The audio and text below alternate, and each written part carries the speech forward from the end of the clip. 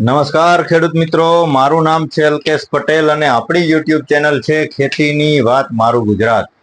આપણી દુકાનનું નામ છે Hindustan agro seeds Kalavad, proper Kalavad, તાલુકો કાલાવડ, જિલ્લો જામનગર. મિત્રો, તો આજે તારીખ છે 6/9/2024. આજે આપણે વાત કરવાની છે ડુંગળીના પાક વિશે ની ચર્ચા આપણે વિડીયોની અંદર ચોક્કસથી કરશું. મિત્રો, તો સર્વપ્રથમ તમામ ખેડૂત મિત્રોને વિનંતી છે કે આપણી ચેનલને સબસ્ક્રાઇબ કરજો, બીજા ગ્રુપમાં શેર કરજો, જેથી કરીને વિડીયો દ્વારા જે ચોક્કસથી ખેડૂત લક્ષી જે વિડીયો દ્વારા માહિતી આપણે આપીએ છીએ તે ડાયરેક્ટ સીધી દરરોજ ને દરરોજ ખેડૂત સુધી સીધી પહોંચતી રહે. મિત્રો, આપણા ચેનલને સબસ્ક્રાઇબ કરજો. મિત્રો, હવે વાત કરશું આજે આપણે ડુંગળીના પાક વિશેની. તો ડુંગળીના પાક આ વરસાદ પછી અતિશય વરસાદ જે સાતમ આઠમના ગાળામાં વધુ પડતા વરસાદ પડ્યા હતા ત્યારે એવી પરિસ્થિતિ હતી કે ડુંગળી ફેલ જ થઈ જશે, ડુંગળી બચશે નહીં. મિત્રો, તો એની અંદર જેને પાછતરા વાવેતર હતા, છેલ્લા 15 દિવસમાં જે લોકોએ વાવેતર કર્યા છે એની અંદર હજી ક્યાંય ને ક્યાંય સુકારા જોવા મળ્યા છે, પણ 1 મહિના સુધીની 1 મહિના અગાઉની જે ડુંગળી થઈ ગઈ હતી એમાં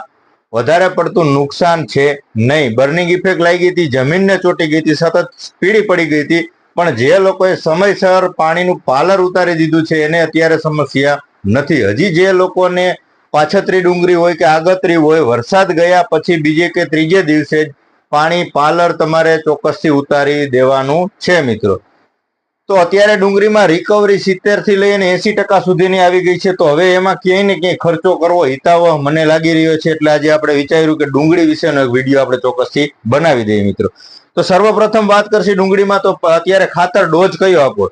તો તમારે ડોઝમાં આપવું હોય તો ડોઝમાં એમોનિયમ સલ્ફેટ લઈ લેવાનું છે. આપણે મોરસ્યું કહીએ, એમોનિયમ સલ્ફેટ કહીએ છીએ. એ તમારે 1 વીઘાની અંદર 10 કિલો આપવાનું છે. એની સાથે તમે આપી શકો છો ઇમ્પ્રુવ, સિગ્માનું આવે છે ઇમ્પ્રુવ. આની અંદર હ્યુમિક એસિડ આવે છે, એમિનો એસિડ આવે છે, વિટામિન આવે છે. 6 પ્રકારના અલગ અલગ ટેકનિકલ આવે છે. 4 કિલોની બેગ આવે છે. 1 એકર 2.5 વીઘાનું આનું પ્રમાણ છે. આ તમે વાપરી શકો છો. 10 કિલો એમોનિયમ સલ્ફેટ સાથે 4 કિલોની બેગ 2.5 વીઘાની અંદર તમે વાપરી શકો છો. ત્યારબાદ તમારે એમની સાથે યુઝ કરવું હોય તો આપણે આવે છે સલ્ફર મિલ નો આવે છે ટેકનો ઝેડ. આની અંદર ઝીંક આવે છે અને સલ્ફર આવે છે. સલ્ફર આવે છે 67% અને ઝીંક આવે છે 14%. જિંદા આપણે જે કહીએ છીએ જિંદા કયો કે ટેકનો ઝેડ, બંને સેમ જ વસ્તુ છે. બેમાંથી કોઈ પણ તમે 4 કિલોનું જે બેગ છે 1 એકરમાં તમે વાપરી શકો છો. મિત્રો, હવે આ વાત થઈ જમીનની અંદર. હવે ઉપર છંટકાવ શેના કરવા? તો ઓલ ઓવર જોઈએ તો ડુંગળી કુદરતી રીતે એમાં ક્યાંય ને ક્યાંય ઘણો સુધારો આપણે જોવા મળી રહ્યો છે. કોઈ અત્યારે એમાં વાયરસના કે કોઈ બાફિયાના કે કોઈ ઈ પ્રકારના હેવી એટેકના રોગ એમાં કોઈ જણાતા નથી.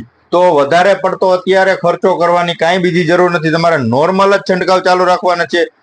એની અંદર તમારે ફૂગનાશકમાં વાપરવું હોય તો ફૂગનાશકમાં તમે શું વાપરશો કે રીડોમિલ ગોલ્ડ વાપરી દેવાનું છે. સિજન્ટાનું આવે છે આપણે રીડોમિલ ગોલ્ડ.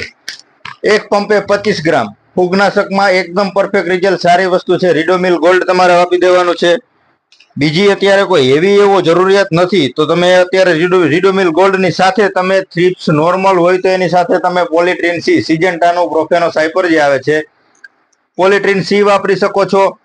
ત્યારબાદ એમની સાથે તમારે ઢાલ વાપરવું ખૂબ આવશ્યક છે, જેથી કરીને છોડને આખાની અંદર કડવાશ રહેશે. મૂળના પણ જે કાંઈ જમીનજન્ય જે રોગ હશે એમાં પણ સારું કામ કરશે અને ચૂસિયા પ્રકારની જે જીવાતો લાગશે 15 થી 20 દિવસ સુધીનું રિઝલ્ટ આની અંદર મળશે. 1 પંપે 40 ml નો ડોઝ છે. સિગ્માનું તમે ઢાલ વાપરી શકો છો. મિત્રો, ત્યારબાદ ચીની, સ્ટર્લિંગનું જે ચીની આવે છે આની અંદર આવે છે બામેક્ટિન 1.9%. આ પણ તમે છંટકાવ કરી શકો છો. 1 પંપે 20 ml નો ડોઝ છે. આના રિઝલ્ટ પણ થ્રિપ્સની અંદર ક્યાંય ને ક્યાંય સારા મળે છે. વધારે પડતો એટેક હોય, હેવી એટેક આવી ગયો હોય તો તમારે સિજન્ટાનું ઇવીસેન્ટ વાપરી દેવાનું છે. થ્રિપ્સ અને ઈયળ બંનેમાં ખૂબ જ સારા પરિણામ મળશે. હવે આ બધાની સાથે તમારે સ્ટીકર વાપરવું ક્યાંય ને ક્યાંય જરૂરી છે.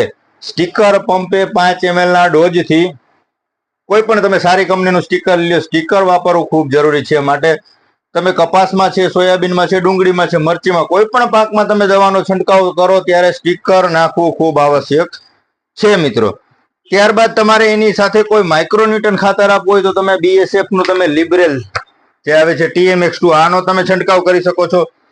ત્યારબાદ તમે બાયોવિટા પણ વાપરી શકો છો. સીવીડ આવે છે, આની અંદર પણ મિક્સ માઇક્રોન્યુટન આવી જાય છે. Sulphur, calcium, magnesium sodium, boron, iron તમામ પ્રકારના આની અંદર કન્ટેન્ટ આવી છે જાય છે. બાયોવિટા પણ એકદમ પરફેક્ટ વસ્તુ છે. આ પણ તમે ડુંગળીની અંદર ક્યાંય ને ક્યાંય આનો છંટકાવ ચોક્કસથી કરી શકો છો. ત્યારબાદ તમે ડુંગળીની અંદર એક વખત 1 એકરની અંદર તમારે સુપીક સોઇલ વાપરવાનું છે. ચાહે તમે એમોનિયા નાખતો હોય તો એની સાથે પણ એડ કરી શકો છો. ઇમ્પ્રુવ નાખો તો પણ આ ચાલશે. એની સાથે બીજું અન્ય ખાતર નાખો અથવા પાણી સાથે પાવું હોય તો 2.5 વીઘાની અંદર તમારે ટ્રાય કરવાની છે. રિઝલ્ટ એકદમ પરફેક્ટ મળ્યા છે. મગફળીની અંદર, ડુંગળીની અંદર પણ ખૂબ સારા રિઝલ્ટ મળ્યા છે. જે પીળું પડી ગયું હતું, કંટ્રોલ નહોતું થતું, મગફળી છે, ડુંગળી છે, તો આના દ્વારા ખૂબ જ સારા પરિણામ મળ્યા છે. 2.5 વીઘા 1 એકરનું માપ છે. 1 એકરમાં 1 લીટર વાપરવાનું છે. 14% કાર્બન આવે છે, પ્લસ બેક્ટેરિયા આવે છે, પ્લસ એન્ડોમાઇકો રાજા આવે છે, સિગ્માનું આવે છે, સુપીક સોઇલ. આ વસ્તુ સારી છે મિત્રો. વધારે નહીં પણ 2.5 વીઘાની અંદર તમારે 1 લીટર વાપરીને આનો જાતે અનુભવ કરી લેવો ખૂબ જરૂરી છે મિત્રો. તો આ બધી થઈ ડુંગળીની વાત. ડુંગળીમાં ક્યાંય ને ક્યાંય હજી ખડની જરૂર હોય તો તમે એની સાથે વનકીલ પણ વાપરી શકો છો. જે ધાનુકા કંપનીનો આવે છે. પંપે 1 મહિનાની ડુંગળી થઈ ગઈ હોય તો 30 ml, 35 દિવસની થઈ ગઈ હોય તો 35 ml થી ખડની જે દવા છે તમે ખડ નિંદામણ પણ એના દ્વારા નાશ કરી શકો છો. ડુંગળીમાં કોઈ અત્યારે વાયરસ જોવા મળતા નથી તો તમે નોર્મલ ફંગીસાઇડ છાંટજો. મેટાલેક્ઝિલ મેન્કોજેબ છે કે પછી સાપ પાવડર છે કે આવા રનિંગ જે ફૂગનાશક રહે એ જ અત્યારે ચાલુ રાખજો. અત્યારે કોઈ પ્રાયોગજોર કે નેટિવોક આવા હેવી અત્યારે ડોઝની જરૂર નથી, પણ જ્યારે આગળ જતા સમય અનુસાર જરૂર પડે ત્યારે ઊંચા ટેકનિકલમાં આપણે મિરાવિસ ડીઓ છે કે પછી નેટિવો છે કે પ્રાયોગજોર છે, આની આપણે ચોક્કસથી ભલામણ આગળ ને આગળ આપણે વિડીયો દ્વારા કરતા રહીશું. અત્યારે નોર્મલી છે, કુદરતી સુધારો આવી ગયો છે ડુંગળીની અંદર, તો ક્યાંય ને ક્યાંય હવે આપણે એની અંદર જે એની ટ્રીટમેન્ટ કરવાની શરૂઆત કરવાની ખૂબ જરૂરી છે મિત્રો.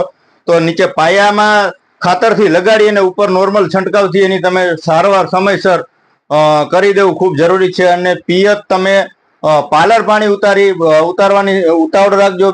વરસાદ ગયા પછી બીજે કે ત્રીજે દિવસે તમારે પાલર પાણી ઉતારી દેવું ખૂબ આવશ્યક બની રહેતું હોય છે મિત્રો.